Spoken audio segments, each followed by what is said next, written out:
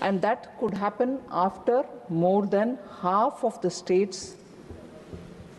Today we are discussing on the Manipur Goods and Services Tax Second Amendment Bill, sir. 1 to 134, which was made through the Finance Act of 2025, have come into effect in October because states have all measures could not be taken up in the state. So now this bill is coming to replace that ordinance.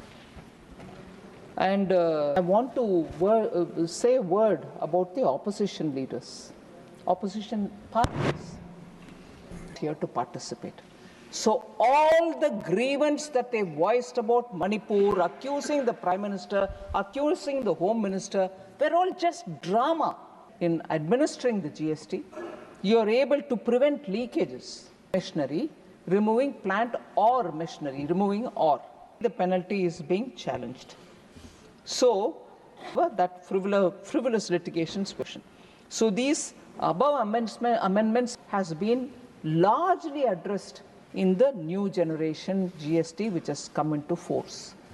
Srimati Nirmala Sitharaman G to reply to the discussion.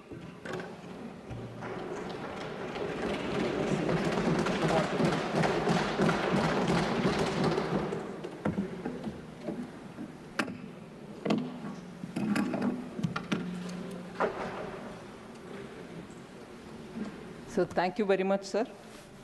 And I wish to recognize and I'm grateful to you that for the first time with you in the chair, I am being called to respond to a bill. So for that, I extend my gratefulness to you. Sir, today we are discussing on the Manipur Goods and Services Tax Second Amendment Bill, sir. Every time the central government amends the Central Goods and Services Act of 2017, we also need the states to amend their state GST related law. That was done on 7th October, sir. So now this bill is coming to replace that ordinance. And so the changes which have been brought will be made permanent for Manipur's sake. Sir, before I go into the few details which I want to table here, I want to say a word about the opposition leaders, opposition parties. Sir, throughout 24, we saw them shedding crocodile tears about Manipur for everything. Did the Prime Minister visit? Did the Home Minister visit? Did the law and order come to normalcy? Every time about Manipur, they will raise issues, they will voice their grievance, total crocodile tears. I've seen it even earlier once when we brought in a bill for Manipur's budget, because again, it was under the President's rule and the governor was doing it, we had to present a budget for Manipur. Even at that time, they did not participate in the debate. Even at that time, they did not think of Manipur people's welfare, that money should go to them through the budget being passed. They didn't think about it. Even today, when the GST benefits have to go to the state government because they will otherwise not earn the revenue out of it, when we are trying to have an ordinance be converted to be a regular bill and get passed here to become an act, they are not here to participate. So all the grievance that they voiced about Manipur, accusing the Prime Minister, accusing the Home Minister, were all just drama. I'm ashamed to say this. I'm sorry to say this. विपक्ष के role ये होता है कि आप जिम्मेदाराना रवैया अपनाना चाहिए और जिम्मेदारी के साथ एक जो स्टेट जिसके ऊपर आप इतना बात कर रही हो, उसका बेहतरी के लिए कानून जब पारित होता है, बजट जब पारित होता है, उसमें शामिल होना है, भाग लेना है। मगर ये विपक्ष तो मगरमच्छी का आंसू बह रही है और जब क्रिटिकल बिल्स आते हैं मणिपुर का भाग जाते हैं। शर्मनाक बात है सर, आई एम सॉरी। मैं आपके सामने ये कहना चाहती हूं कि आज भी वो मणिपुर की चर्चा में भाग नहीं लिया, दुख के मैं कहना चाह रही हूं।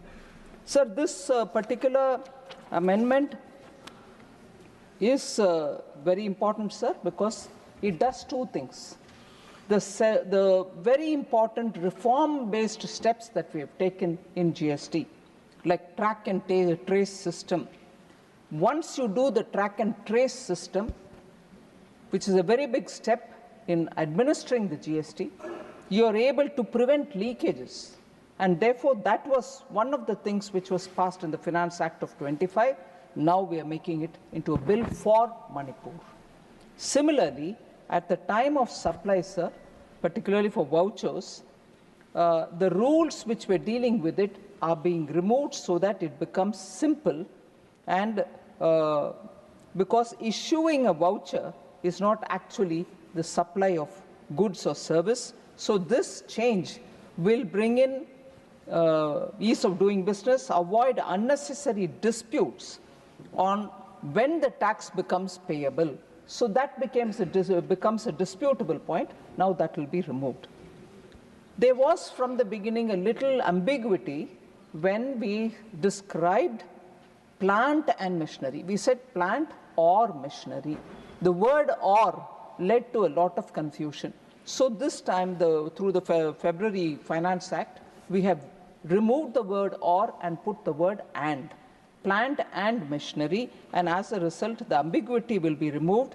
But again, I'd like to confirm here, which is for the good of the people of Manipur, we made plant and machinery, removing plant or machinery, removing or. It's not going to be affected only from today. It will be affected from 1st July 2017, when the GST was originally for the first time brought to play.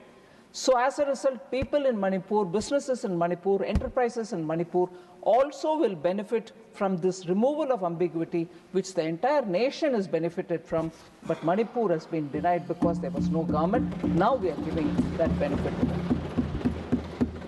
Also, sir, when there is a dispute, people are expected to pay 10% pre-deposit. We are only asking for 10% pre-deposit for appeals before the appellate authority or the appellate tribunal, even in cases where only the penalty is being challenged.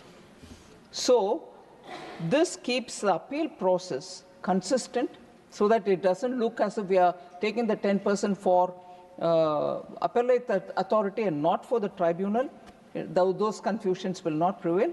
We are bringing consistency in the process and discourage frivolous litigation, because people will just go rush in for some kind of a time buying or whatever. That frivolous litigations will be now discouraged. And lastly, sir, when goods are kept in a special economic zone or a free trade warehousing zone and are sold before being taken in zero, where even some input credit can be accruing to you, will not accrue to you if you keep it at zero. So there is a benefit in keeping it at the lowest possible rate, which is 5%. If I move to zero, even the little refund that you get, you will not get. So there is a reason, madam, that we've kept it at 5. I want to inform the honorable member through you, sir. Then Sri Ayodhya Rami Reddy ji spoke about inverted duty structure, sir. I'm happy to say, as much work happened on rate rationalization, bringing rates down, making 4 rates into 2 only, not having 4.